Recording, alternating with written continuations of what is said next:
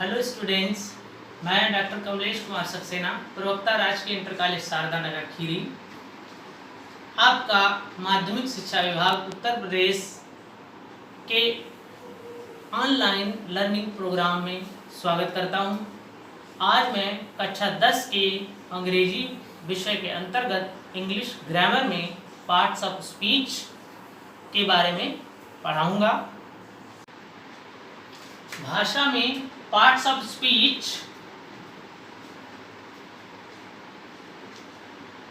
Grammar की categories के रूप में आइडेंटिफाई किया जाता है। इसको किसी शब्द का किसी सेंटेंस में क्या रोल है, उसके रोल के आधार पे शब्दों का विभाजन ही पार्ट्स ऑफ स्पीच कहलाता है।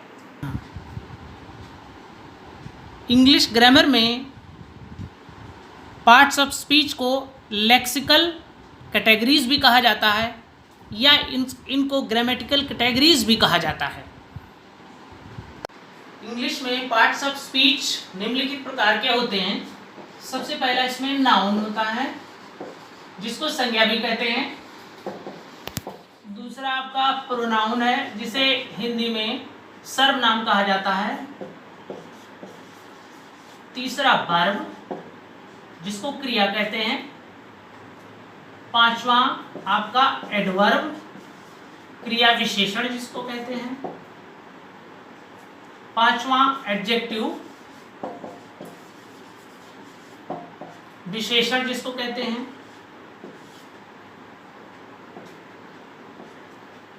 Then you have preposition,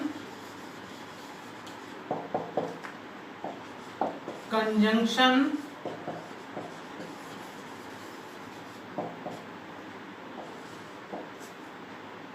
interjection, ये आपके मुख्य 8 प्रकार इंग्लिश ग्रामर में पार्ट्स ऑफ स्पीच के होते हैं। कई ग्रामेरियंस 9वां पार्ट्स ऑफ स्पीच भी बताते हैं। ये आर्टिकल्स को बताते हैं, जिसको डिटर्मिनर्स भी कहा जाता है। आर्टिकल्स, जिसको डिटर्मिनर्स भी कहते हैं हम, डिटर्मिनर।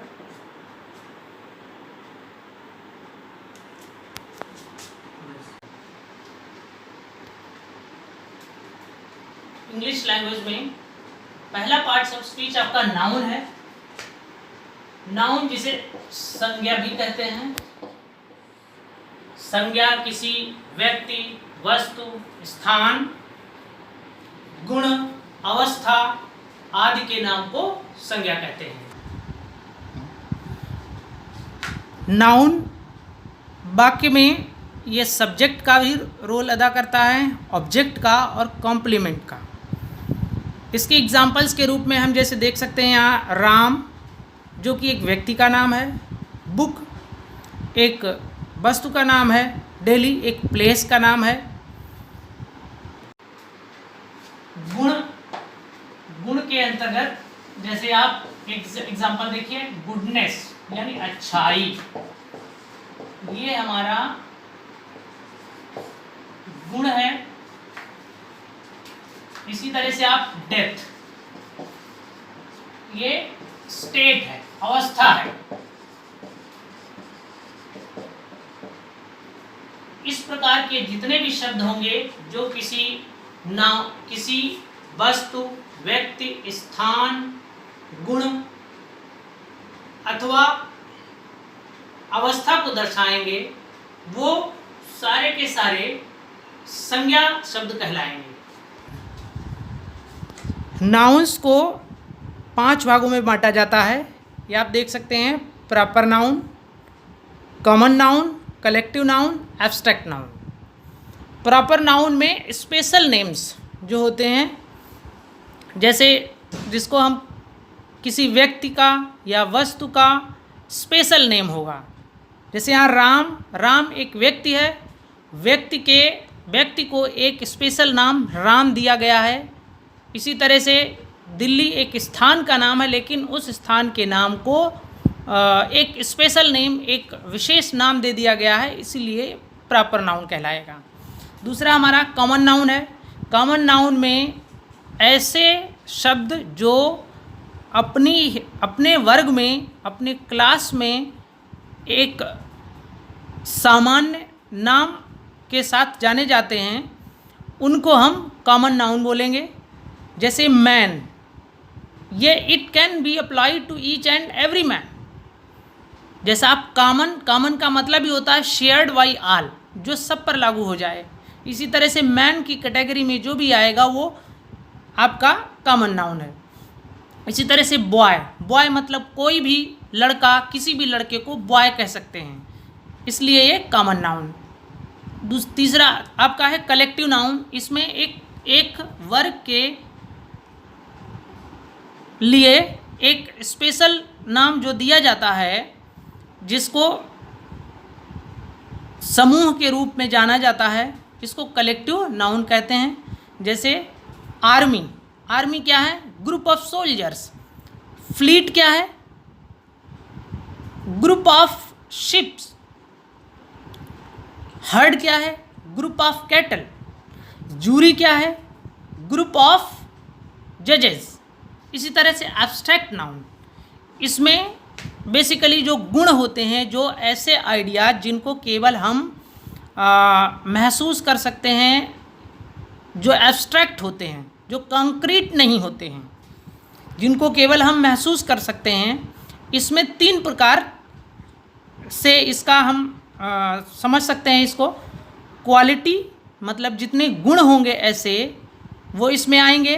फिर एक्शन, हमारे जो एक्शन होंगे, और स्टेट और अवस्था। जैसे आप देख सकते हैं यहाँ काइंडनेस, गुडनेस, ब्रेवरी, ये जो हैं ये आपके क्वालिटी यानी गुण हैं। Kindness, goodness, bravery. इसी तरह से लाफ्टर क्या है? लाफ्टर आपका एक्शन वर्ड है, इसीलिए ये आपका एब्स्ट्रैक्ट नाउन में आएगा। इसी तरह से आप स्लेवरी, डेथ, चाइल्डहुड, यूथ, इस प्रकार के जो शब्द होंगे वो आपके एब्स्ट्रैक्ट नाउन्स के अंतर्गत आते हैं। 5वां प्रकार मटेरियल नाउन्स का है, लेकिन बेसिकली जो बेसिक ग्रामर है उसमें ये 4 ही प्रकार होते हैं। 5वां प्रकार भी निर्धारित किया गया है किन्हीं ग्रामरियंस के द्वारा, जिसको मटेरियल नाउन कहते हैं। इसमें जितनी भी मेटल्स हैं वो सारी की सारी उनके नेम्स शामिल होते हैं। जैसे इसको हम जनरली कॉमन नाउन में भी रख सकते हैं, लेकिन यहाँ चूँकि एक नया क्लास, एक तरह से एक नया वर्गीकरण है यहाँ पर, इसलिए इसको हम मटेरियल नाउन कह सकते हैं। ओके। एक दूसरा वर्गीकरण भी नाउन का किया जाता है। ऑब्जेक्ट्स को गिनने के आधार पर उनको गिना जा सकता अथवा नहीं गिना जा सकता, ये भी एक वर्गीकरण किया जाता है नाउन्स का, संज्ञाओं का। इसमें 2 प्रकार से इसको डिवाइड किया जाता है, countables and non uncountables. Countables में जैसा आप जानते हैं काउंटेबल मतलब जिसे गिना जा सके। इसमें जैसे आप देख सकते हैं boy, book, pen, apple, sister, ये सब काउंटेबल्स के अंतर्गत आते हैं। इसी तरह से ये आपका अनकाउंटेबल नाउन जो है जिसको गिना ना जा सके, जैसे मिल्क, राइस, आप चावल के दाने नहीं गिन सकते हैं ना। शुगर, चीनी, ऑनेस्टी ईमानदारी एक गुण है। गुण, अवस्था, एक्शन, इसको गिना नहीं जाता है। ये सारे के सारे काउंटेबल्स के अंतर्गत आते हैं। आइए थोड़ा सा ड्रिल करते हैं, थोड़ा अभ्यास करते हैं नाउन्स के टाइप्स के बारे में। यहाँ मैंने 4 सेंटेंस लिखे हुए हैं, इनमें से आपको नाउन पिक करना है और उसका प्रकार बताना है। जैसे आप पहला सेंटेंस पढ़ते हैं, रमेश इज वेदिंग। यहाँ रमेश शब्द जो है ये नाम है, ये एक स्पेशल नेम है, इसलिए ये किस प्रकार का नाउन होगा आप जानते ही हैं, पहले पढ़ चुके हैं अभी। ये आपका प्रॉपर नाउन। इसी तरह से यहाँ देखिए, इस दूसरे सेंटेंस में आप दिस बॉय इज ऑनेस्ट। यहाँ बॉय नाउन है हमारा। बॉय ये स्पेशल नेम नहीं है इसकी तरह, ये कॉमन नेम है, इसलिए ये आपका कॉमन नाउन हुआ।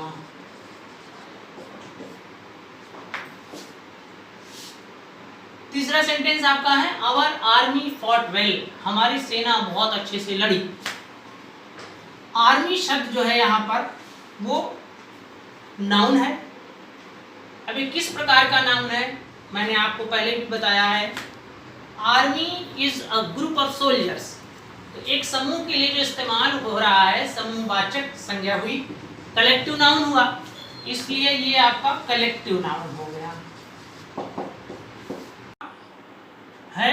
काइंडनेस इज नेचुरल, यहाँ काइंडनेस एक गुण का नाम है, इसे देखा नहीं जा सकता है, इसे महसूस किया जा सकता है, तो ये आपका एब्स्ट्रैक्ट क्वालिटी, एक तरह से एब्स्ट्रैक्ट आइडिया है हमारा। तो काइंडनेस जो है ये आपका एब्स्ट्रैक्ट नाउन में आएगा।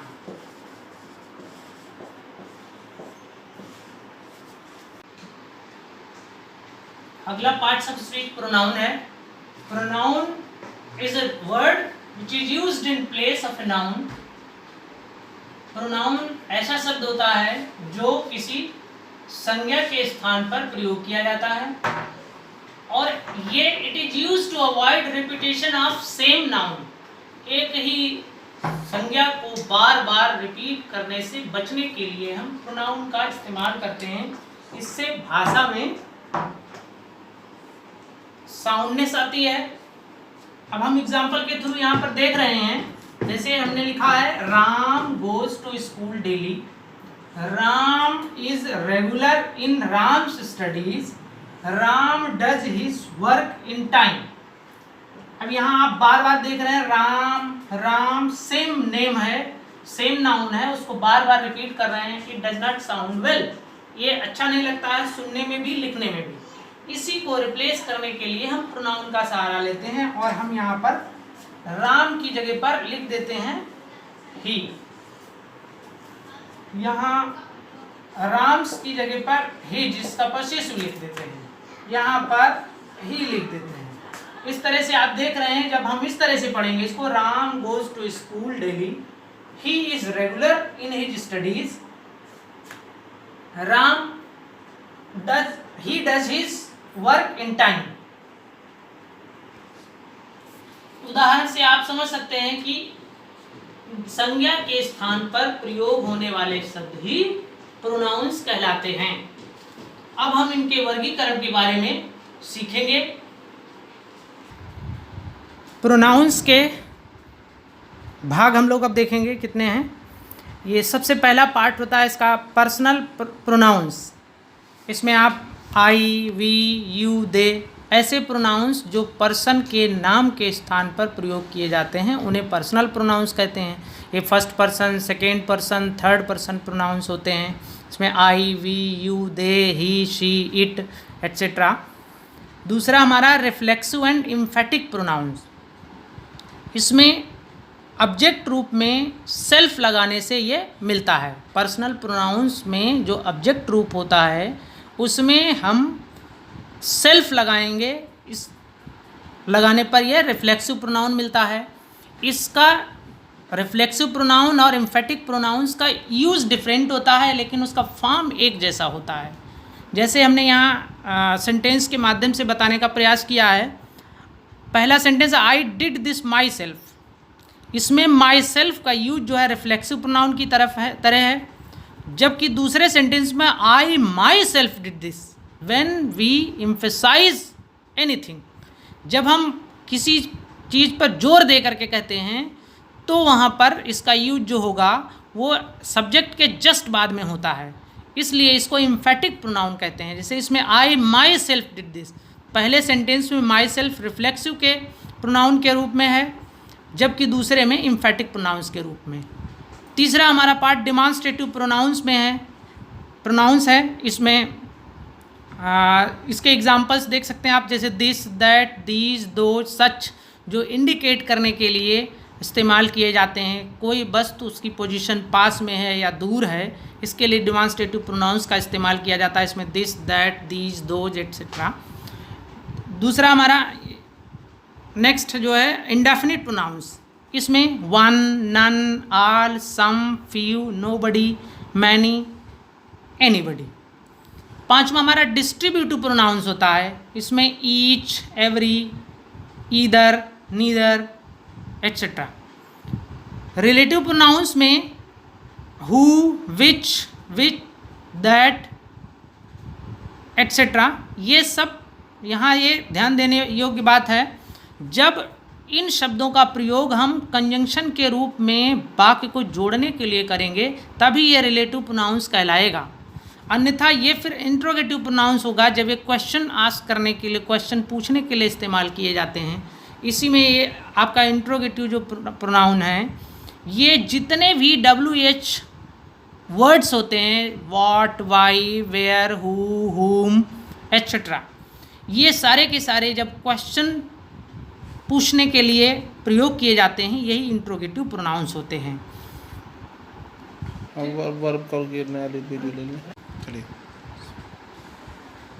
तीसरा हमारा पार्ट्स ऑफ स्पीच वर्ब है। वर्ब जिसे क्रिया कहते हैं, क्रिया किसी कार्य के करने या होने की सूचना देता है। ये एक्शंस, प्रोसेसेस, कंडीशंस या स्थिति की सूचना देने के लिए प्रयोग किए जाते हैं। इसके क्लासिफिकेशन दो प्रकार से होते हैं। पहला आपका कर्म के आधार पे ट्रांसिटिव एंड इंट्रांसिटिव वर्ब, और दूसरा है रेगुलर और इर्रेगुलर वर्ब। ये फॉर्म के आधार पर, उसके स्वरूप के आधार पर होता है।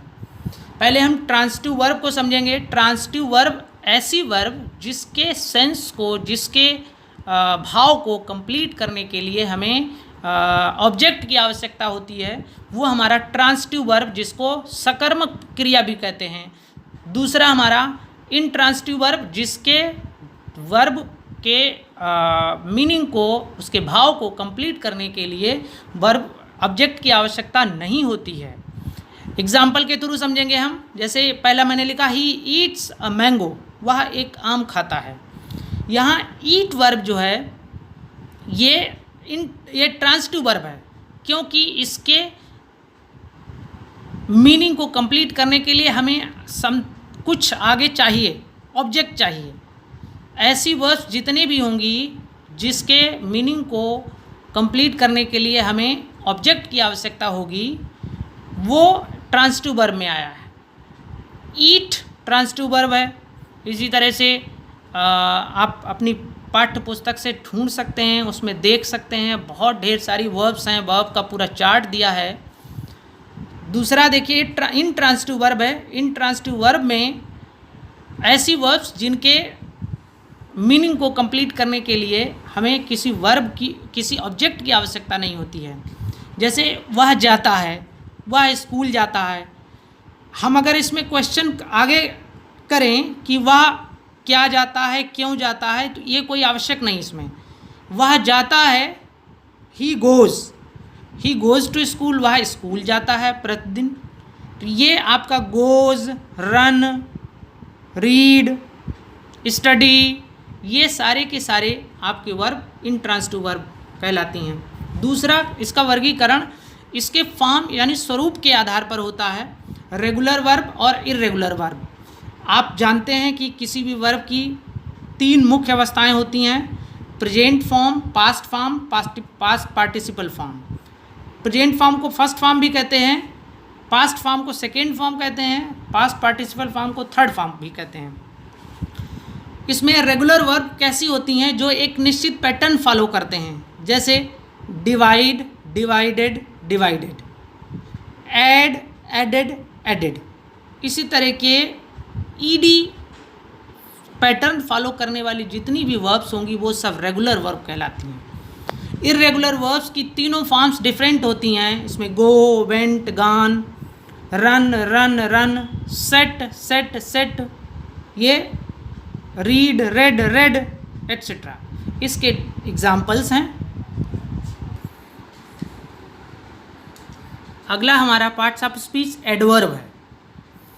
एडवर्ब का अगर वर्ण विच्छेद करेंगे तो ad plus verb, add means to add something, verb means क्रिया, यानी ऐसा शब्द जो क्रिया के अर्थ को चेंज करे अथवा उसे एक्सेलरेट करे, उसकी विशेषता बतलाए या उसके अर्थ में परिवर्तन करे। इसका डेफिनेशन आप देख सकते हैं, an adverb is a word that is used to change और qualify the meaning of verb और एन एडजेक्टिव। और इसको हम यहाँ पर समझ सकते हैं, देखिए जैसे he ate up all the food, उसने सारा भोजन खा लिया। यहाँ एट अप वर्ब है, जब हम इसमें क्विकली शब्द यानी एडवर्ब जोड़ देते हैं तो इसके मीनिंग में, क्रिया के मीनिंग में डिफरेंस आ जाता है।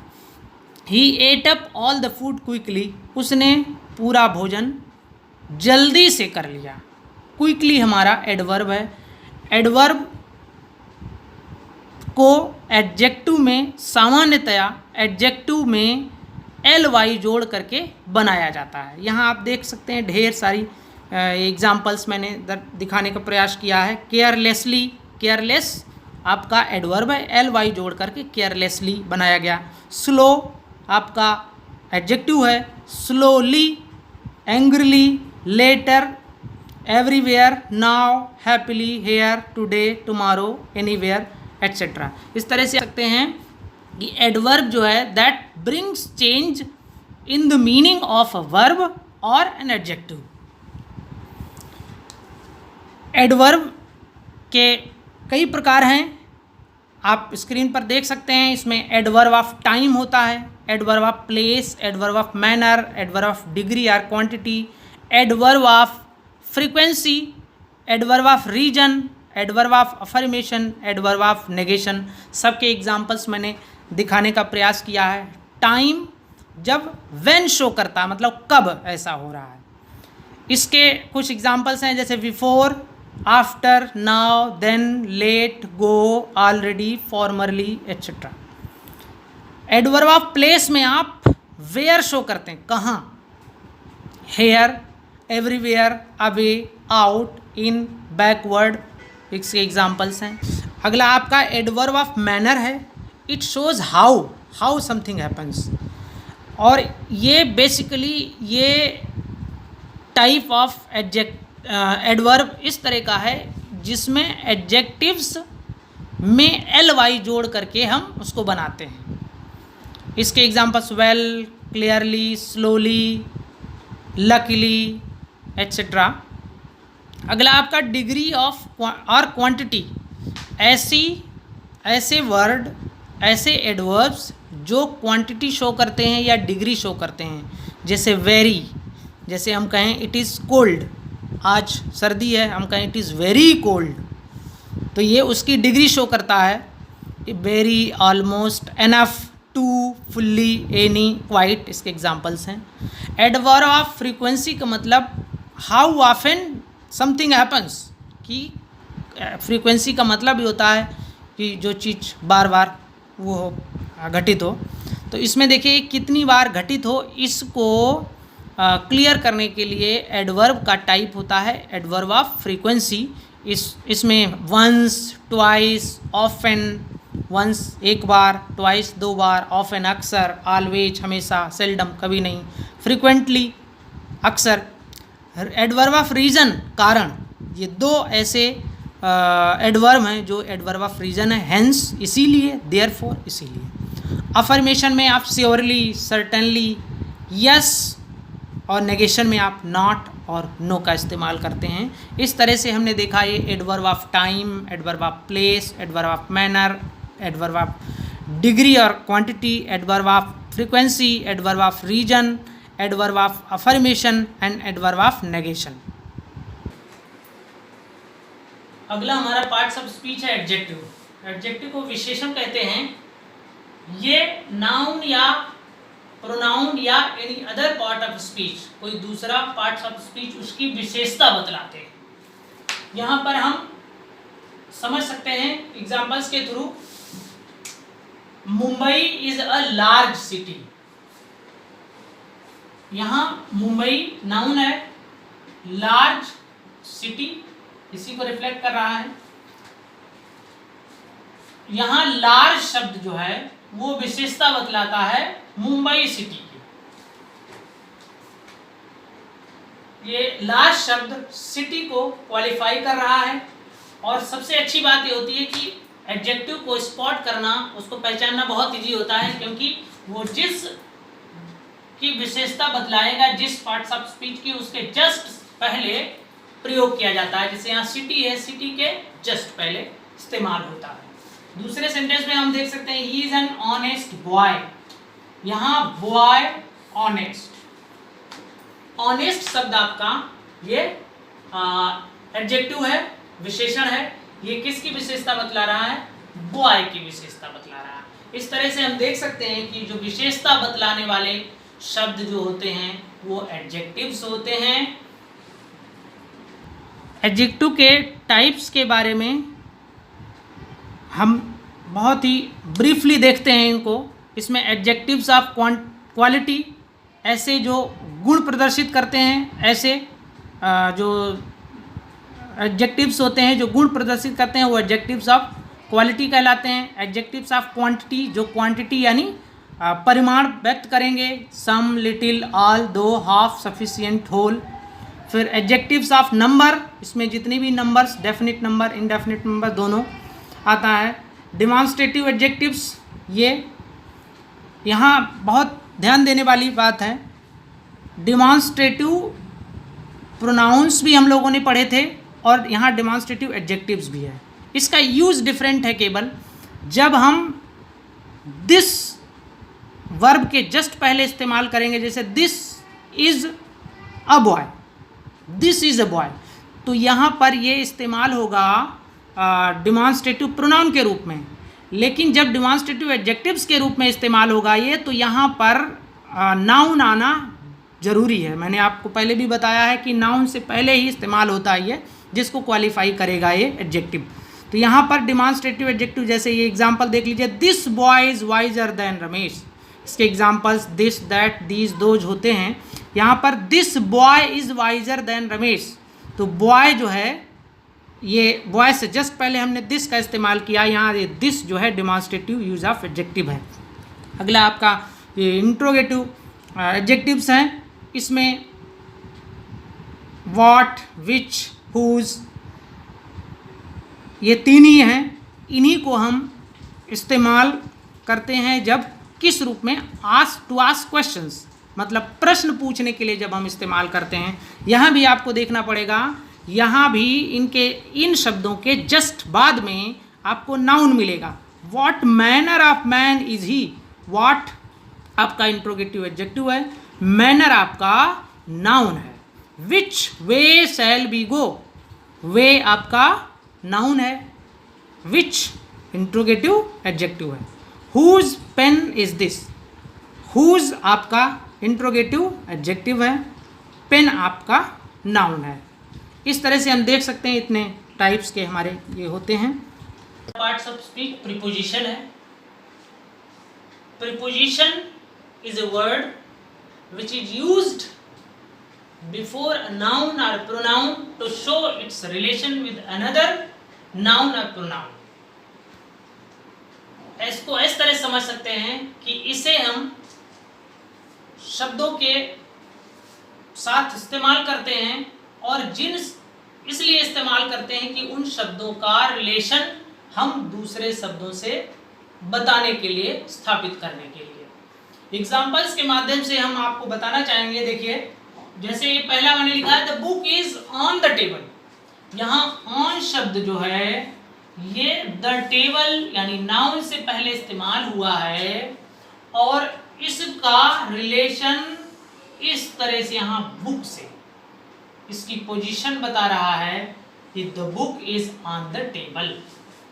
इसी तरह से इसमें देखिए the cat is under the tree, यहाँ भी आपका ये नाउन है, नाउन से जस्ट पहले हमने यहाँ पर इस्तेमाल किया है प्रीपोजिशन अंडर, और ये इसका रिलेशन किससे शो कर रहा है, ये आपका कैट से शो कर रहा है। इस तरह से हम समझ सकते हैं जो संबंध प्रकट करने के लिए, रिलेशन प्रकट करने के लिए जो शब्द इस्तेमाल होते हैं वो हमारे प्रीपोजिशन में आते हैं। इसके बहुत ढेर सारे एग्जाम्पल्स हैं, बहुत ढेर सारी प्रीपोजिशंस होती हैं, उनके डिफरेंट टाइप्स भी हैं, वो हम लोग बाद में पढ़ेंगे। इसमें देखिए जैसे इन है, on, upon, under, behind, after, before, against, according to, ये सारे के सारे प्रीपोजिशंस में आते हैं। अगला हमारा पार्ट्स ऑफ स्पीच कंजंक्शन है। कंजंक्शन जैसा जानते हैं, कंजंक्ट मीन्स टू ज्वाइन।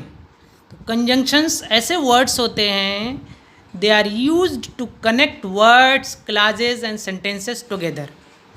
शब्दों को, उपवाक्यों को और वाक्यों को जोड़ने के लिए जिन शब्दों का इस्तेमाल होता है वो कंजंक्शंस कहलाते हैं।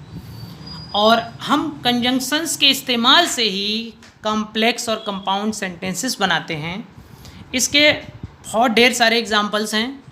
इसमें जैसे एंड है, बट है, सो, ऑल्दो, बिकॉज, और एट्सेट्रा। अगला हमारा इंटरजेक्शन है। Interjection is a word that is used to express emotions or some sudden outburst of feeling. Interjection जिसको विस्मय बोधक या विस्मयादि बोधक भी बोलते हैं, ये हमारे हृदय में अचानक उठने वाले जो उद्गार हैं, अचानक उठने वाली जो हमारी फीलिंग्स हैं, उनको एक्सप्रेस करते हैं।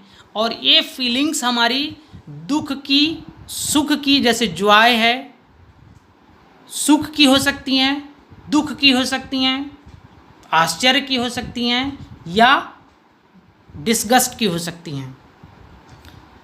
एक चीज़ और महत्वपूर्ण इनमें होती है, ये इंटरजेक्शन जो वर्ड्स होते हैं, ये सेंटेंस के दूसरे भाग से रिलेट नहीं करते हैं, केवल उनका संबंध भाव के रूप में तो होता है, लेकिन ग्रामेटिकल उनका कोई कनेक्शन नहीं होता है। मेरे कहने का मतलब, these interjections can stand alone. जैसे यहाँ पर देखिए आप, hurrah, we have won the match.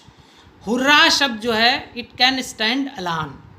इसका ग्रामेटिकल कनेक्शन इससे, सेंटेंस से नहीं है, केवल सेंस का कनेक्शन है।